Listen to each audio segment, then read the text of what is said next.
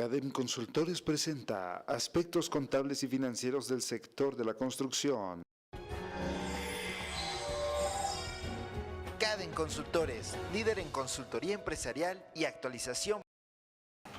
Les contaba, vamos a estar tocando todos estos temas. Hay un módulo específico de seguro social que contempla también la parte de SATIX. Hay una parte de tratamiento fiscal de las constructoras que contempla la parte de IVA, la parte de renta, los momentos de acumulación, etcétera, etcétera. Hay una parte de lavado de dinero que contempla la valoración de si son o no actividades vulnerables, de cuáles son los avisos que tienen que presentar, en qué casos, cuándo nos va a reportar el notario, qué actividades en el ámbito de la adquisición de inmuebles o de la enajenación de inmuebles estamos siendo identificados y reportados por los notarios para que tengamos una valoración general de lo que está pasando. E incluso en el mes de febrero, que es el módulo adicional, vamos a comentar un poco de las actividades, sobre todo en el Distrito Federal, aunque esto es aplicable a cualquier entidad federativa, bueno, ya no Distrito Federal, ya en la Ciudad de México, y en cualquier otra entidad federativa, porque ahora ya también nos incluimos como entidad federativa, se puede dar el caso de una clausura, de una suspensión, cuáles son los parámetros. Incluso va a venir una persona que fue director jurídico del INVEA, entonces pues ahí suena atractivo porque muchas de las dudas y muchas de las situaciones que a veces nos enfrentamos quienes estamos vinculados a este ámbito de la construcción nos puede servir. Y bueno, es básicamente el concepto. Hoy vamos a hablar del tratamiento contable. El tratamiento contable que tiene sus características muy peculiares, no es como cualquier otra empresa, no es que yo facturo y que ya tengo la obligación de transferir un bien o que ya incluso transferí el bien y entonces ya tengo que reconocer un ingreso, o cuando presto un servicio como los que ordinariamente prestamos los que estamos ubicados en el ámbito de los servicios profesionales, en donde ya presté el servicio tengo que reconocer el ingreso. Cuando hablamos del sector de la construcción hay características particulares porque finalmente en este ámbito, en esta materia, cuando llevamos a cabo nuestra actividad, no podríamos reconocer en un solo ejercicio el ingreso de una obra que quizá dure 2, 3, 4, 5 años o incluso periodos más prolongados. Entonces hay reglas que derivan incluso de la forma en que llevamos a cabo la operación, que es lo que vamos a analizar el día de hoy, porque la construcción normalmente se basa en operaciones que están vinculadas a contratos. O sea, yo contrato una obra para que se realice bajo determinadas características y en función de esas características pactadas es que yo tengo que hacer los registros contables, tengo que hacer el reconocimiento contable. Yo sé que el edificio que pacté quizá fue a precio alzado, incluso con la posibilidad de escalar precios o de alguna otra característica distinta, pero yo no podría reconocer todo el ingreso hoy, tampoco podría reconocer todos los gastos, tampoco podría estar haciendo una serie de registros que ordinariamente puede hacer otra empresa. ¿Por qué? Por la duración de las obras, por la duración de los proyectos. Entonces hay características bien particulares de este concepto que el día de hoy trataremos de analizar desde el punto de vista técnico, cómo lo tendríamos que hacer y que vamos a ver incluso aterrizado en el plano de los registros contables, que es básicamente la idea. ¿Cómo vinculamos esto después a los demás módulos? Bueno, si nosotros llevamos una contabilidad que no está pegada a normas de información financiera, cuando el Seguro Social nos requiera, cuando el SAT nos requiera, cuando queramos acreditarle a cualquier otra persona, si efectivamente lo que decimos de la obra está ocurriendo en el sentido en que está planteado en la contabilidad, no va a haber forma de sustentarlo, porque el sustento tendrá que ser necesariamente las normas de información financiera, ¿no? Que es básicamente la idea que vamos a darle hoy al concepto que vamos a estar analizando el día de hoy. No es el temario de lo que vamos a estar analizando el día de hoy. Y primero los antecedentes. Entonces decíamos que ubicándonos en el sector inmobiliario, estamos hablando de un sector económico muy particular porque, ya lo comentábamos, preponderantemente estamos hablando de proyectos de ingresos y proyectos de costos que se dan normalmente en el mediano y en el largo plazo. O sea, normalmente una obra que estamos analizando en este ámbito es una obra que se lleva mucho más de un año, salvo que sean proyectos pequeños, pero normalmente tenemos que identificar en distintos periodos contables los ingresos y además vincularlos con los costos y gastos que le dan origen, independientemente de cuándo los paguemos, independientemente de cuándo cobremos esos ingresos, hay que ir haciendo una identificación por periodos contables.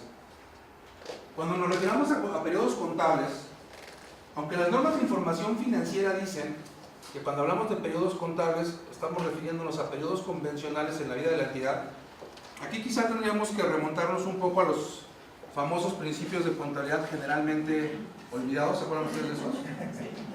los principios de contabilidad. Y tenemos que remontarnos a ellos necesariamente. ¿Saben ustedes hasta cuándo estuvieron vigentes estos principios? Hasta el 2005 estuvieron vigentes. A partir de 2006 entraron en vigor las normas de información financiera.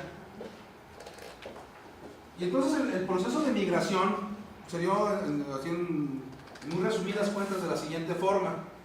Resulta que antes los principios, los que se denominaban principios de contabilidad, los hacía un órgano del Instituto Mexicano de Contadores Públicos que se llamaba Comisión de Principios de Contabilidad. Hacían el famoso libro de los principios de contabilidad. ¿Se acuerdan cómo se dividían esos principios de contabilidad? En términos de la normativa, como cuerpo normativo, ¿cómo se hacía la división? Se dividían en boletines, ¿no? Y algunos de ustedes, de los que ya tengan un poco más de aquellos tiempos en esto, ¿se acuerdan cómo se llamaban boletines? ¿Dónde salía esa denominación de boletines? ¿Nadie era contador por ahí de los 70s, 80s? Lo que me acuerdo es el boletín B10 de la expresión. Ajá, boletines, todos eran boletines, ¿no? Los principios se dividían en series de la A y hasta la E. Y esa misma composición pasó ahora a las normas. Decíamos la serie A, que era la teoría básica de la contabilidad financiera, que ahora se llama marco conceptual. La serie B, que eran los estados financieros, hoy siguen siendo estados financieros. La serie C, conceptos específicos. La serie D, que es la que vamos a estar analizando propiamente hoy, son problemas especiales en la determinación de resultados, donde está el D4, el D3, que es el D4 impuestos a la utilidad, el D3 obligaciones laborales, el D5 de arrendamientos. Hoy vamos a estar analizando básicamente el boletín D7. O sea, son problemas especiales en la determinación de resultados. Y luego teníamos la serie E, que son industrias especiales. Por ejemplo, la agricultura está ubicada en la serie E, un tratamiento muy particular que tiene la agricultura y donde también se va a incorporar en el futuro, en 2018, la parte de la construcción.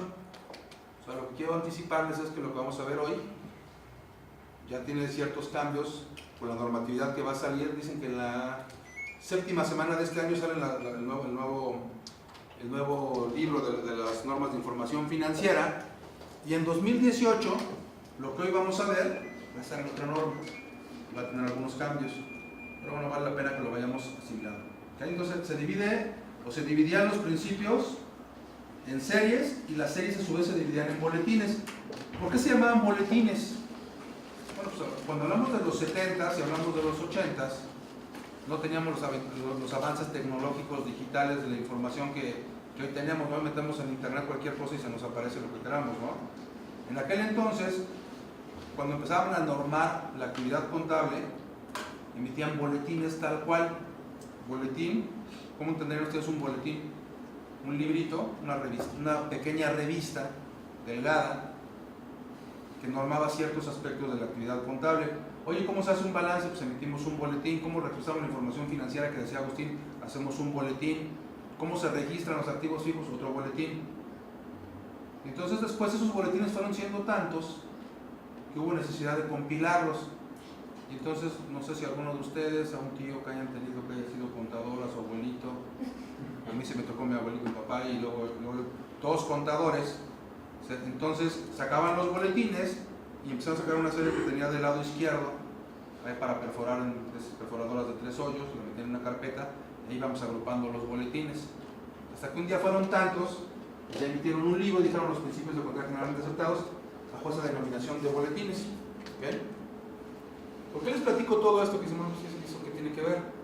Porque cuando la Comisión de Principios de Contabilidad, por disposición o por idea del Instituto Mexicano de Contadores Públicos, desaparece ya como cuerpo colegiado que generaba la normatividad contable, deciden crear un órgano autónomo que haga ahora las normas, que es el CINIF, el Consejo de Investigación y Desarrollo de Normas de Información Financiera. Y lo que hace la Comisión de Principios de Contabilidad en 2004 es decir, mira, este es nuestro cuerpo normativo, ya no lo vamos a hacer nosotros, te lo transmito para que lo hagas tú, y se lo dan al CINIF. Entonces, a partir de ese momento, en 2004, el CINIF comienza a desarrollar normatividad, pero pues tenía que cambiar todo, no necesariamente cambiar todo, porque de lo que se trataba era de adecuar nuestra normatividad mexicana a las normas internacionales. Desde 1994 estamos inmersos en este proceso de globalización, el Tratado de Libre Comercio, y como estamos en constante intercambio económico, cultural, comercial y de todo tipo con otros países, tenemos que hacer contabilidad como se hace en otros países. Bueno, tú te vas a encargar de hacer la normatividad, y le dieron el cuerpo normativo. Y entonces, en ese traslado de la información de la normativa, dijo el CINIF: yo no puedo desaparecer toda mi normativa con la que hemos vivido toda la vida los contadores en México, y entonces de lo que ya está hecho, voy a tomar algunos conceptos y los voy a seguir aplicando. Van a seguirse llamando boletines, pero conforme yo vaya cambiando el cuerpo normativo, los que en aquel entonces eran boletines, se van a ir convirtiendo en normas de información financiera. O sea, el primer cambio de hecho que hacen entre 2004 y la entrada en vigor para 2006 fue cambiar toda la serie A.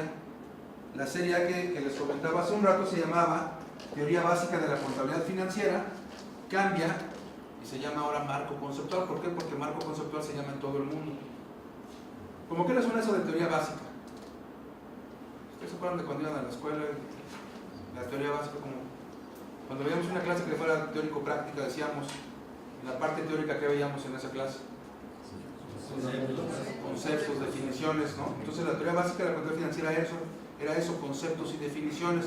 Ahora se llama marco conceptual, que de hecho es la misma idea. ¿Qué cambió? Que ahora ya toda la serie A ya no son boletines, son NIFs, la NIF A1, A2, A3, A4, A5, hasta la NIF A9, hasta todas las NIFs que existen, ¿estamos de acuerdo? La serie de estados financieros en general ha ido cambiando poco a poco. De hecho, hace 4 años todavía podíamos hablar del boletín B3, por ejemplo, del estado de resultados integral. Cuando hicieron el cambio en 2006, por ejemplo, todavía teníamos el boletín B12. El boletín B12, ¿qué era? ¿Se acuerdan ustedes qué era el boletín B12? Bueno, hoy es flujo de efectivo, pero es el B2. Pero cuando era el B12, era el estado de origen y aplicación de recursos, que posteriormente se había convertido en el estado de cambios en la situación financiera, y así llegó como boletín, como estado de cambios en la situación financiera. Cuando desaparece y aparece el B2, ahora se llama estado de flujo de efectivos, pero además es un estado distinto.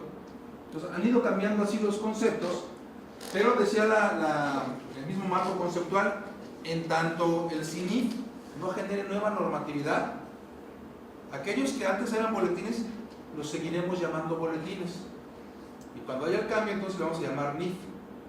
De tal forma que, por ejemplo, el boletín B10, que ese yo creo que sí, todos por lo menos de referencia histórica lo hemos conocido, el que era los efectos de la inflación en la información financiera, cambió de boletín a NIF B10, hoy es la NIF B10, que no aplica y ojalá nunca aplique, porque el supuesto para que aplique es que la inflación acumulada de 3 años sea superior al 26%, y parece que para allá vamos, ¿no?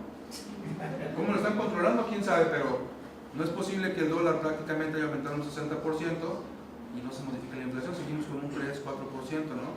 La inflación histórica ahora del 3%, ¿cómo lo hacen? Quién sabe, ¿no? Cuando toda nuestra economía está dolarizada. Entonces se han ido dando estos cambios, y les hago toda esta referencia precisamente porque el tema que hoy vamos a tocar es el registro de los ingresos, costos y gastos de la industria de la construcción, y está normado precisamente por un boletín. Entonces, si ustedes ven hoy sus normas de información financiera, van a ver que el boletín D7 habla precisamente de la industria de la construcción, pero todavía bajo esa denominación. ¿Qué significa eso entonces? Que lo que estamos aplicando hoy es algo que viene desde que estábamos hablando de principios de contabilidad generalmente aceptados con mínimos cambios.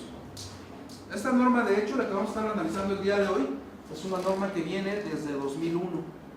En 2001 entró en vigor y no ha sufrido cambios. Aquí lo dramático del concepto es que a partir de 2016 entra en vigor una NIF D1 que se llama ingresos de clientes, en donde ya parcialmente se va a tocar este concepto. Y además hay una norma, la E2, que va a hablar de los costos y gastos del sector de la construcción, pero todavía la están inventando.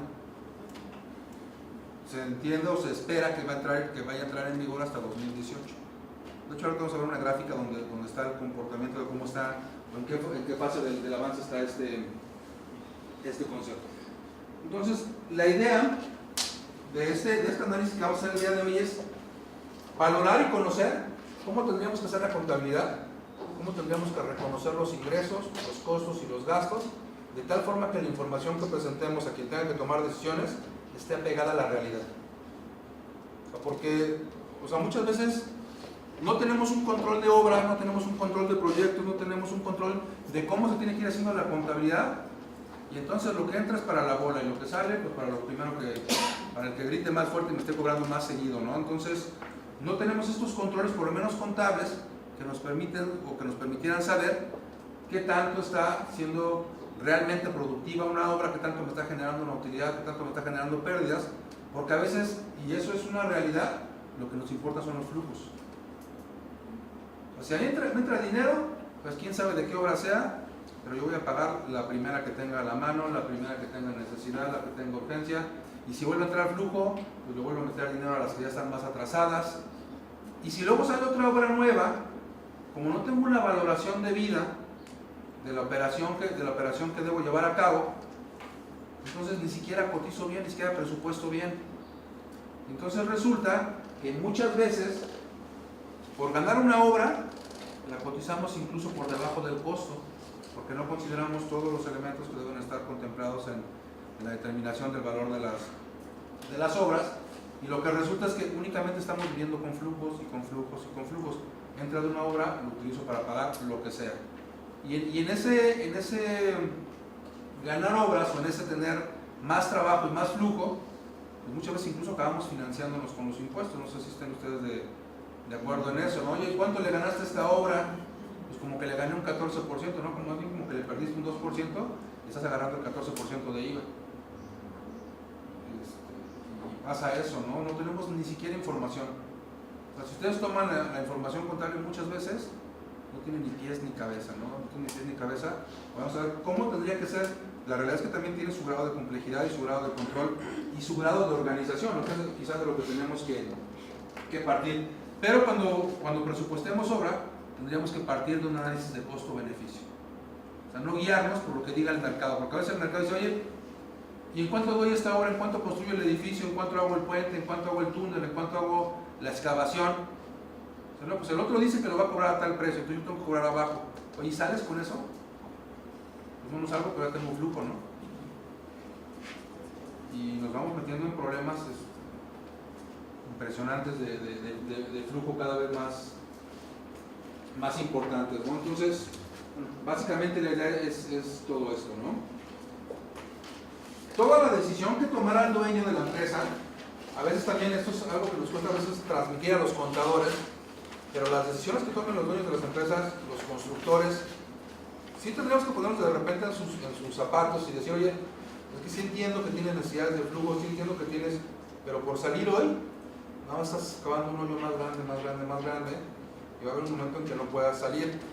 Yo creo que vale la pena presentar esta información, tenerla bien asimilada, para que cuando generemos la información contable esté sustentada y además sea útil para que se puedan tomar decisiones en función de este concepto, ¿no? La contabilidad tiene que ser base para la toma de decisiones, que es finalmente el concepto de esto. En el boletín de 7, se habla de que el reconocimiento contable de los ingresos se tiene que hacer vinculado al concepto de lo jurídico. Hay distintos tipos de contratos de construcción. Entonces lo que propone la norma es que el reconocimiento de mis ingresos, de mis costos y de mis gastos se haga en función del tipo de contrato que yo pacté con mi cliente.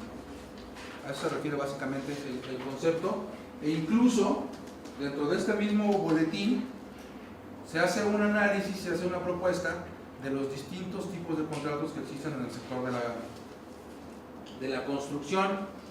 O sea, entre los contratos de construcción que nosotros llevamos a cabo para nuestras actividades, están los vinculados al desarrollo de los siguientes conceptos. Por ejemplo, cuando vas a hacer un puente, un edificio, presas, conductos, cuando vas a hacer una embarcación, caminos o túneles, normalmente estás sujeto a un contrato. En función de eso es que va a ser tu reconocimiento de... Pueden ser dos tipos de contratos, los que sirven para activos individuales, como son estos casos, o los que sirven para desarrollar grupos. ¿Cómo que para desarrollar? Sí, por ejemplo, vas a desarrollar una refinería. Son distintos módulos que va a ser una refinería, bueno, puedes considerarlo como unidades, pero que son partes de un todo integral. Las partes de una planta o de un equipo, conjuntos habitacionales, en donde incluso a lo mejor me van a pagar en ese conjunto habitacional por cada casa que voy desarrollando, por cada departamento o por cada edificio. Pues bueno, a pesar de que son elementos que podrían valorarse en lo individual, son parte de un conjunto integral y ahí tendríamos que remitirnos al contrato. Conjuntos industriales o cualquier otro con características similares no es parte de esta valoración por contratos. ¿Cuáles son los distintos tipos de contratos? Y bueno, aquí me imagino que ustedes los conocerán bastante bien, que están vinculados a las actividades de construcción. Bueno, los principales contratos que dan origen al reconocimiento contable posterior son los siguientes. Primero, los que me sirven para construir de manera física un activo. Aquí cuando hablamos de construcción, podemos hablar de construcción en el ámbito, en el ámbito inmobiliario, pues también podríamos hablar de construcción en el ámbito de bienes de capital, porque fundamentalmente la NIF o el boletín no habla nada más de construcción de bienes inmuebles, sino propiamente habla de construcción de bienes de capital, bienes de activo fijo en el largo plazo.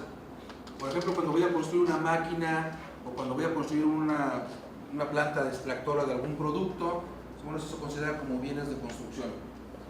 También cuando voy a prestar servicios directamente relacionados con la construcción del activo, porque esta norma también lo que me enseña es que, bueno, a veces me contratan para que yo construya, me van suministrando recursos y voy pagando, pero a veces a mí nada más me contratan para que yo administre la obra. Dice, ¿cuánto necesitas? 10 pesos. ¿Y tú cuánto vas a cobrar? 2 pesos, entonces te deposito 12. O sea, a lo mejor me contratan nada más para ir administrando la obra. Esta NIF también me da la forma y la mecánica en la que yo tengo que llevar a cabo este tipo de actividades. También para aquellos casos que yo tenga que destruir o restaurar activos o el entorno de esos activos, a lo mejor lo que tengo que hacer es una preparación para una presa, una preparación para un dique o una preparación para un pozo.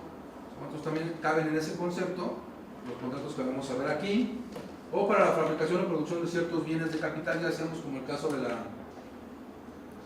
la maquinaria. ¿Okay? ¿Cuáles son los tipos básicos de construcción a los que nos podemos enfrentar? Primero, los contratos que se llaman a precio fijo o alzado. ¿Cómo es ese contrato? Un contrato a precio alzado. ¿André? Se fija un precio determinado por una obra. Yo pacto una obra, yo te digo que voy a construir ese edificio y ese edificio te va a costar 20 millones de pesos o 10 millones o la cantidad que sea. Entonces, en función de ese contrato que hacemos, es que vamos a ir reconociendo los registros contables. ¿Okay? Entonces, fíjense aquí la complejidad del concepto. Yo firmo un contrato y le digo, te voy a construir ese edificio y te va a costar 50 millones de pesos. ¿A cuántos años? A 3 años. Y pasa el primer año. ¿Y ahí cómo reconozco el ingreso? Yo sé que mi ingreso al final del camino va a ser de 50 millones de pesos, transcurre el primer año y luego ¿qué hago? ¿Cómo lo hacen ustedes para reconocerlos? Vamos metiendo estimaciones, sobre la estimación se cobra y... ¿Van metiendo estimaciones de qué? De ingreso, de costo, de gasto, del avance de obra. del avance de obra. Del avance de obra. Entonces ustedes meten una estimación. ¿Qué es lo que tienen cierto? ¿El ingreso, el costo, el gasto? ¿Qué es lo que...? El ingreso. ¿El costo? Es precisamente el punto, ¿no? Yo ya sé cuánto voy a cobrar al final de la obra. Después de que pase el primer año, quizá lo que tenga cierto sean los costos, quizá lo que tenga cierto sean los ingresos. Entonces, precisamente lo que hace la norma es decirme qué hacer en caso de que yo tenga ciertos los ingresos o en caso de que tenga ciertos los costos. Eso es precisamente a lo que se refiere. En función de los avances, en función de los porcentajes de avance, que incluso se llama el método, es que yo voy a ir reconociendo los ingresos, los costos, gastos, incluso la utilidad, en uno, otro y otro año. ¿Cómo tengo que ir haciendo los reconocimientos contables? ¿Sí me explico en esa parte? Entonces, es precisamente los métodos que vamos a estar analizando. Entonces, en eso estamos todos de acuerdo. El contrato a precio alzado es un contrato que establece un precio fijo para el total del proyecto. ¿Estamos de acuerdo? Yo ya sé cuánto pacté con el cliente. ¿Qué también tendría que saber cuando pacto el precio fijo con el cliente? ¿En qué momento me va a pagar? Bueno, otro, en qué momentos me va a pagar, pero además yo que tengo que tener bien claro cuando estoy mis costos, ¿no? Yo tendría que tener presupuestados cuáles van a ser mis costos y de esa forma presupuestar también cuál va a ser mi utilidad bruta por lo menos, ¿no? Estos son tres elementos que debo tener bien claros: mi ingreso, mi costo y mi utilidad. Y el problema o la problemática a la que nos enfrentamos es que muchas veces dice, bueno, ¿y cuánto es el precio que están en 50 millones? ¿Y cuál va a ser tu costo? ¿Quién sabe? Pero con 50 millones tengo que salir. Ahí es donde empezamos a tener problemas, ¿no? Tendría que partir de un presupuesto. ¿Ok? Bien, otro tipo de contrato que existe es contrato a precio unitario. Cuando hablamos de contrato a precio unitario, decíamos que podemos hablar de activos en lo individual o de activos que se pueden medir de forma individualizada. Por ejemplo, yo pacto que te voy a hacer una unidad habitacional, de esas de interés social, en donde te voy a hacer 1000 casitas, ¿no? 1000 casitas de esas de 35 metros cuadrados, recámara, comedor, ¿cómo es? Sala, comedor, 3 recámaras, estudio, los 35 metros, ¿no? Y te voy a hacer 1000. ¿Estamos de acuerdo? Entonces, aquí ese contrato a precio unitario involucra que por cada unidad que voy desarrollando, aunque es parte de un todo, el que me contrata me va a estar pagando por unidad desarrollada. Este sería básicamente el concepto a medir. ¿Okay? Hay otro contrato que se llama contrato de costo más comisión. ¿Qué va a ocurrir en este contrato de costo más comisión?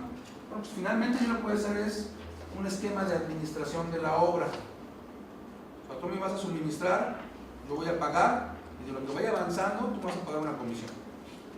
Es otro tipo de contrato. Otro tipo de contrato es contrato por administración. O sea, yo me encargo de administrar el proyecto, yo me encargo de hacer absolutamente todo, y tú me vas a pagar los honorarios, y en su caso me vas a pagar los gastos que tenga que llevar a cabo por cuenta tuya. Dentro de los honorarios, pues básicamente se considera un porcentaje que es como corresponde a manera de utilidad. ¿Okay? Los contratos que celebramos en la construcción no necesariamente son contratos que yo maneje de forma pura, es decir, no hay un contrato que nada más sea de precio alzado, puede haberlo, pero no necesariamente es así, o uno que sea de precio unitario, o uno que sea de costo más comisión, o uno que sea de administración, sino que pudiera haber combinaciones de varios de ellos. ¿Okay? ¿Sí están identificados los tipos de contratos? ¿O los ubican más como que sean meramente normativos? No, sí, en la práctica sí. En la práctica sí se manejan, ¿no? Este tipo de contratos. Luego, dentro de estos contratos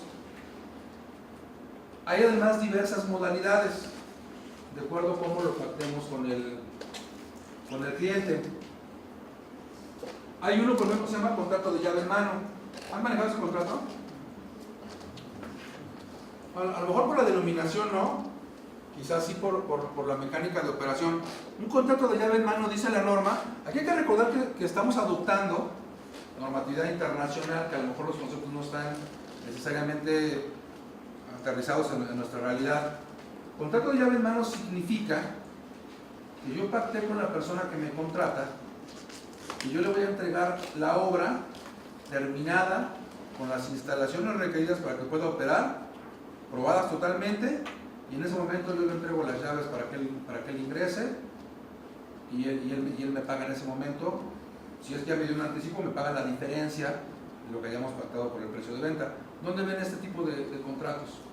¿Dónde se les ocurre que? Particulares, casa habitación. Casa habitación, ¿no? De eso que llegamos a la oficina que dice preventa, ¿no? Entonces, ¿qué hacemos con esa oficina que dice preventa? Oye, te voy a dar un anticipo. Y entonces el otro, yo me comprometo a entregarte un departamento en condiciones de uso, con todas las instalaciones operando, que te va a servir como 8 o 9 meses, ¿no? Y después se va a empezar a cuartear y todo. Pero de entrada, cuando te lo doy, funciona. ¿No?